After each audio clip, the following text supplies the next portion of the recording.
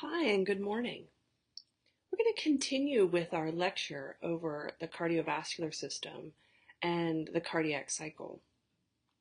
We've done a brief review of what the cardiovascular system's functions are. We reviewed blood as a connective tissue. We also reviewed the entire anatomy of the heart. So now we're going to really try to dive into some of the physiology. And we're going to begin with what we call the cardiac cycle.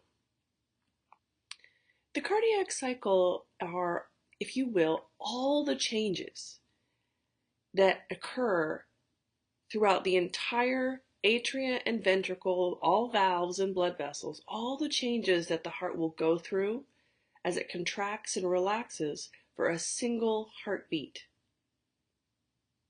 We know that there are various pressure changes as well. Whenever we talk about the word diastole, think of the heart being in a relaxed state. Diastole, or a relaxed state, allows all of the chambers to fill with blood. Whereas whenever you think of the word systole, that's when the heart is actively contracting. And so these are also used for pressures. Diastole is typically a very low pressure situation in the blood vessels because the heart is relaxed. And systole is a very high pressure situation in the blood vessels because your heart is actively contracting and expelling blood into those blood vessels. Now, the cardiac cycle includes all of the events associated with blood flow through the heart, like I said, during one complete heartbeat. This is just a single heartbeat. We'll average around 72 to 75 beats per minute at rest. And every cardiac cycle would then last a little bit under a second. You spend less time in systole than you do in diastole. Now, this is one of my favorite diagrams because what I find is that if you just concentrate on only the words, it's a lot to remember and it's a lot to try to kind of map out this complex cycle. But if you can use this picture for each phase, I think it's really going to help. Now, what I want you to really concentrate on, and of course I would practice drawing this if I were you, but I want you to really concentrate on two things.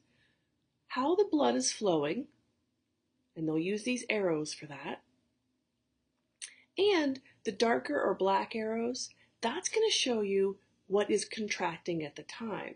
So for example, you can see here a nice relaxed atria, and here I hope you can see a contracted atria. Here we see a nice relaxed ventricle, and here we're beginning to see a contracted ventricle and a very contracted ventricle. And so these little changes, they're subtle, but this is what's going to help us to really understand all the phases of the cardiac cycle. So again, try to use this diagram as much as you can with every different phase. And again, I would truly practice drawing this one.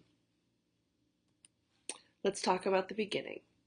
So in the very beginning, we're going to start with a nice relaxed heart. This is atrial diastole and what we would consider to be late ventricular diastole. And we'll take a look at that at the end. But this is a diastolic condition of the heart. Both atria and ventricle are relaxed. And this is where we begin. During this time, I would say that all of our pressure in these blood vessels is pretty low. Nothing is actively contracting. You also see that there are open AV valves, so blood from the atria can flow passively, just basically falling through gravity into the ventricles. And this is how most of the ventricles fill. 80% of ventricular filling occurs well before the ventricle or well before the atria ever even contract. So mostly these ventricles fill because the blood falls into them. You can see at this time that your semilunars are closed. And again, we're at a low pressure state, so diastolic pressure in those vessels is usually measured between 70 and 80 millimeters of mercury. That's pretty normal.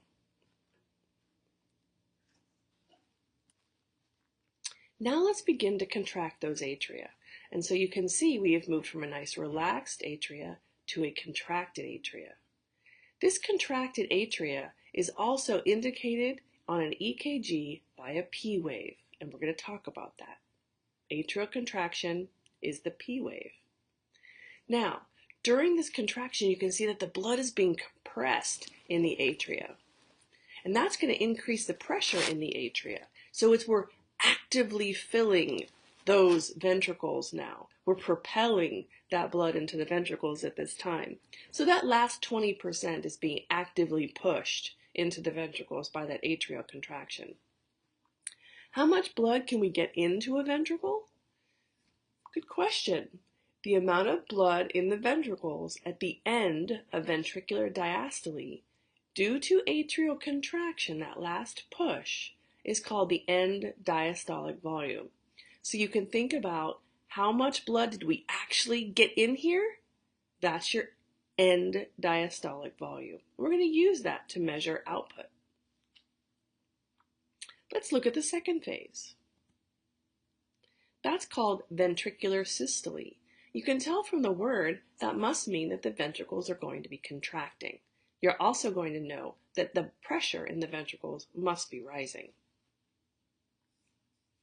So the ventricles contract and the blood is now being compressed. And you can see it's being pushed up, up, up, up. That upward push is going to cause your AV valves to snap shut. And that's your first heart sound. That sharp closing of those valves at the same time is what we call a lub, the first heart sound. But also notice that the blood, for a short time, is not moving.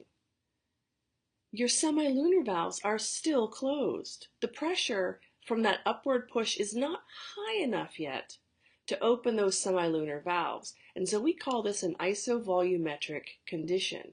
No change in volume. For a time during this contraction phase, isovolumetric ventricular contraction, no change in blood flow.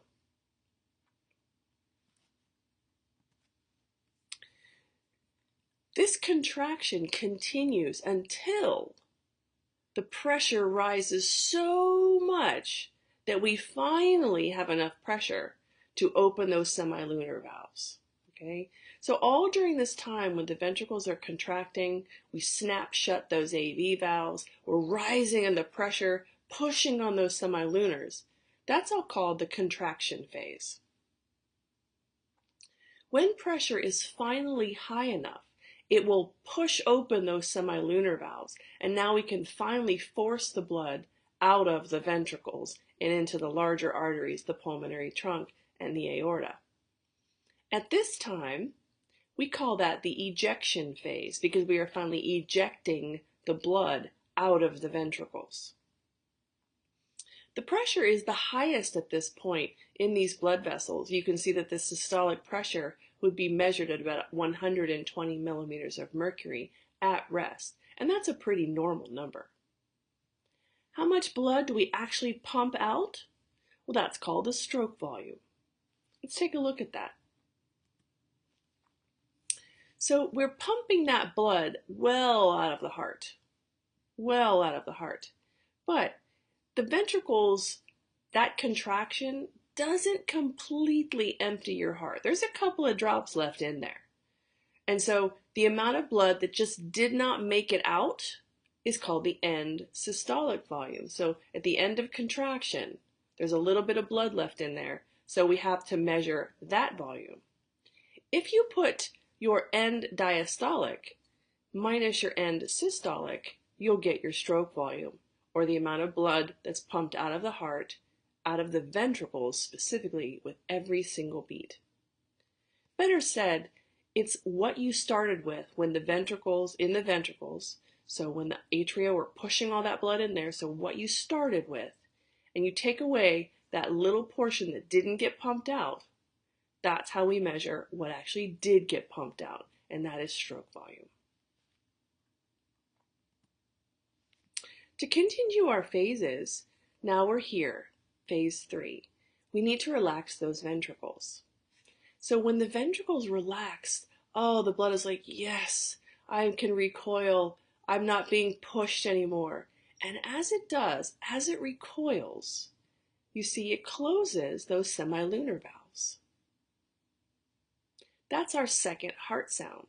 That's the dup, as both of those semilunar valves shut at the exact same time due to that ventricular relaxation. Now notice that all the time that the ventricles were contracting, you see that our atria are starting to fill, and they have been filling during their resting time. But during this time as well, during this ventricular diastole, what we would call probably early diastole, the pressure in the atria is not quite high enough to open those AV valves. So for again a time, no blood is moving. We have another isovolumetric condition. Now, because this is a relaxed state, we call it isovolumetric relaxation. Both the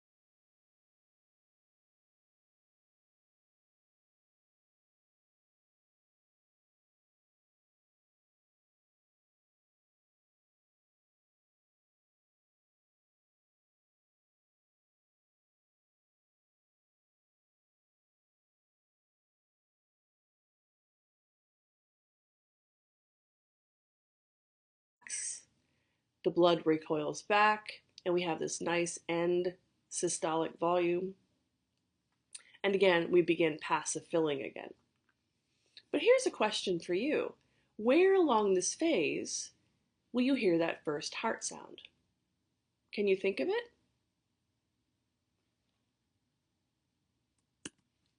If you said during this isovolumetric contraction, during the ventricular systole phase, you were right. This is when your AV valves close together. At the onset of ventricular systole, this is your louder sound, and it lasts just a little bit longer than your second heart sound. That's the lub. How about the second heart sound? Can you find where that would occur? Excellent job. The isovolumetric relaxation. This is the onset of ventricular relaxation or diastole, and so you can see that those semilunar valves shut as a unit, both at the exact same time. You can also see that those AV valves have not yet opened. This second heart sound is a bit sharper, more of a dup sound than a lub sound. But what if the sounds are not nice and sharp? That's what a murmur is. A murmur is any sound other than the normal lub-dup. It could be a sign of some kind of heart condition or heart disease. Murmurs are produced by the heart when blood flow isn't what we call laminar or smooth. It's blood flow that's turbulent for a specific reason. So for example, normal blood flow is nice and smooth, and again we call that a laminar flow. But blood that's flowing rapidly through an abnormally narrowed valve, that's called a stenosis, would be turbulent. Blood flowing backward through a leaky valve, that's called an insufficiency, that would be turbulent. Or in a wrong direction, perhaps through a hole between the atria or the ventricle, that would be a septal defect, and that will also cause turbulent flow. Some murmurs are severe and require surgery and medication, but other murmurs are very mild, and people live with them with no effects throughout their entire life.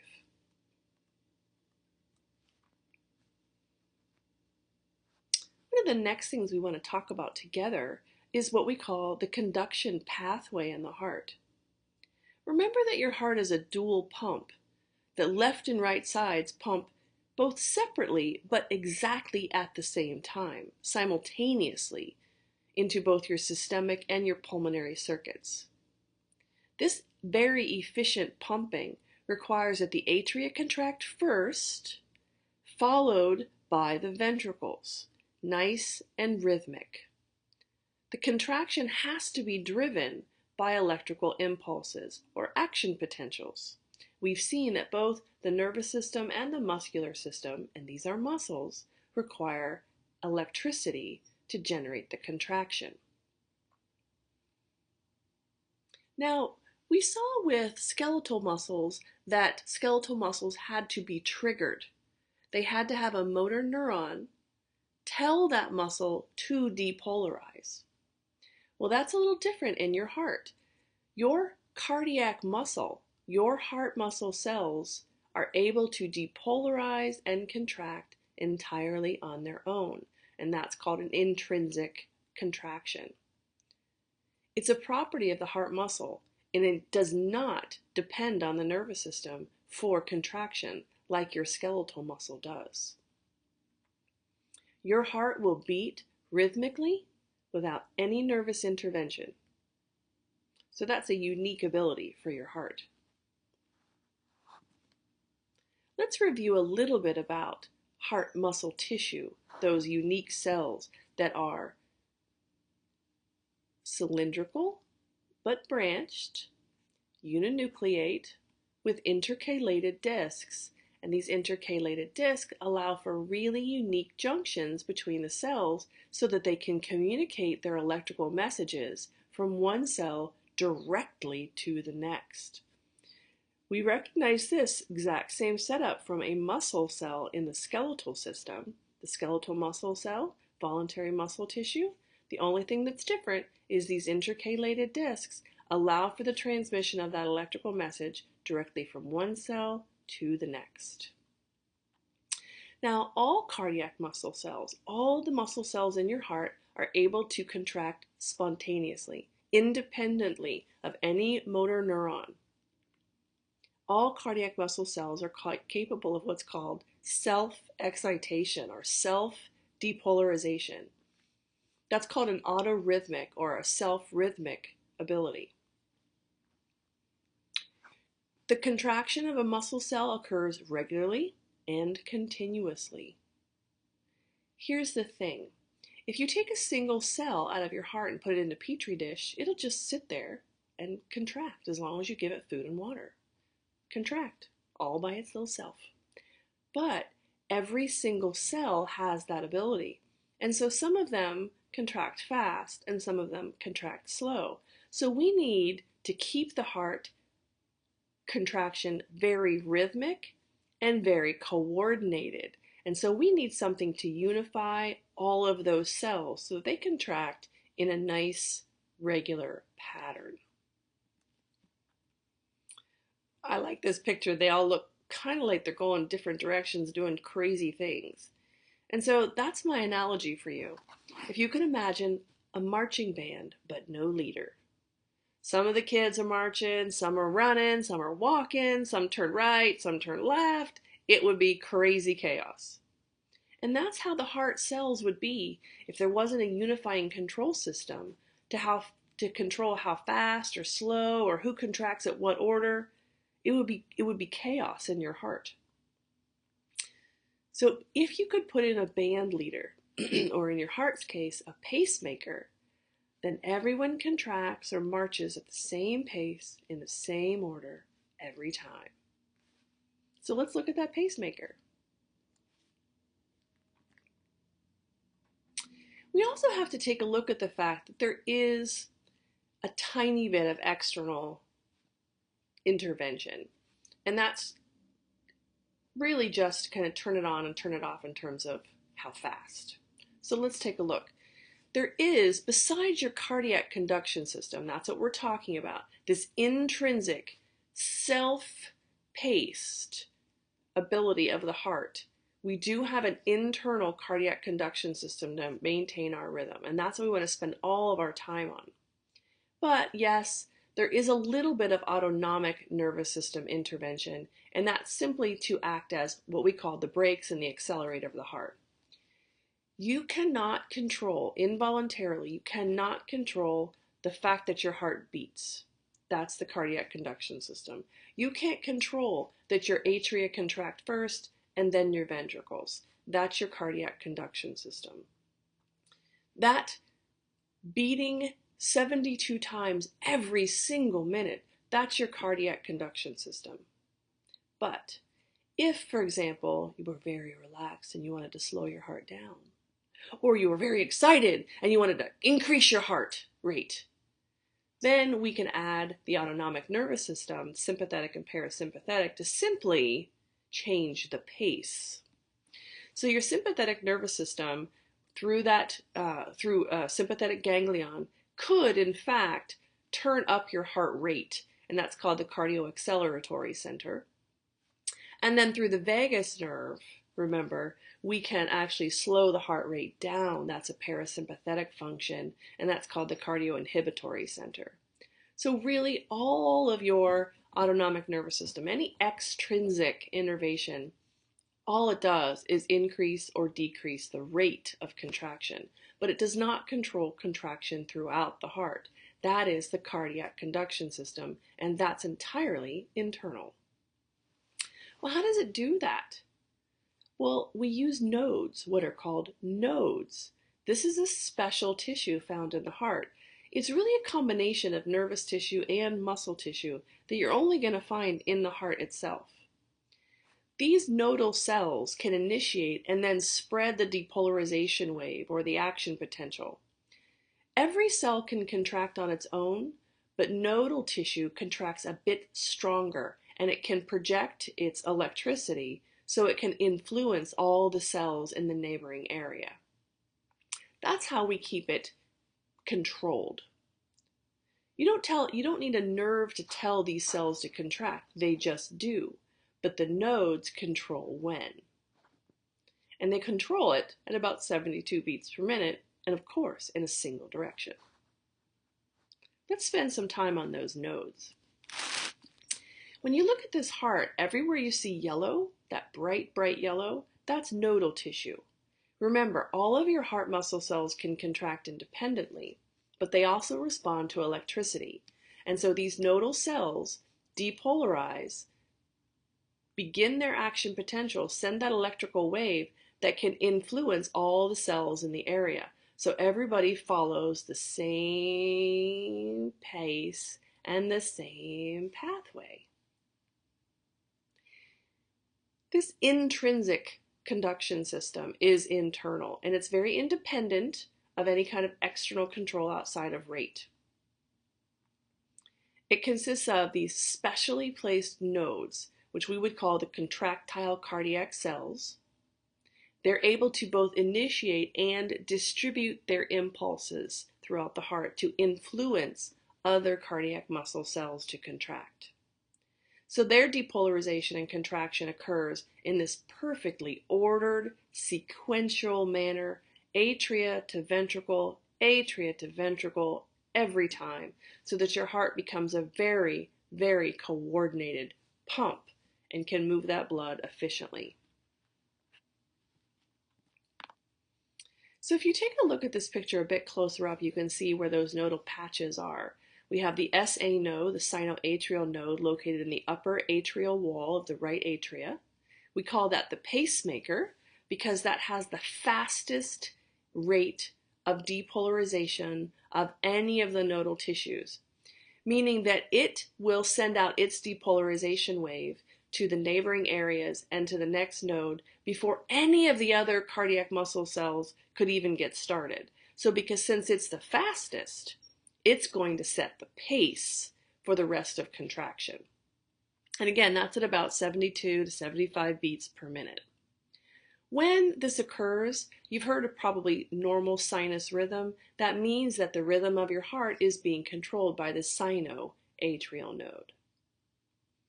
Now, when the sinoatrial node sends out its wave of contraction, depolarization, it's actually going to influence all the cells of both the right and left atria so that they'll contract as a unit. And you can see here it also influences the next nodal tissue, and that's the AV node, which is located closer to the interatrial septum.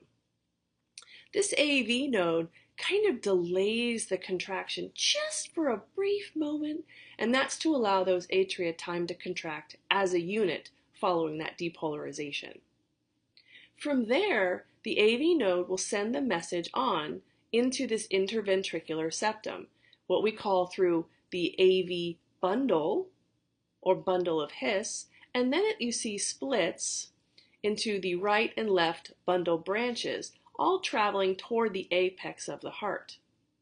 From here, that depolarization wave or electrical wave will then spread out what we call these Purkinje fibers. The Purkinje fibers are in the outer ventricular walls. And eventually, when all of the electricity has reached throughout the Purkinje fibers, now your ventricles can contract as a unit. So if you take a look at this picture, we've got the entire contraction process kind of mapped out for us. And you can see again here we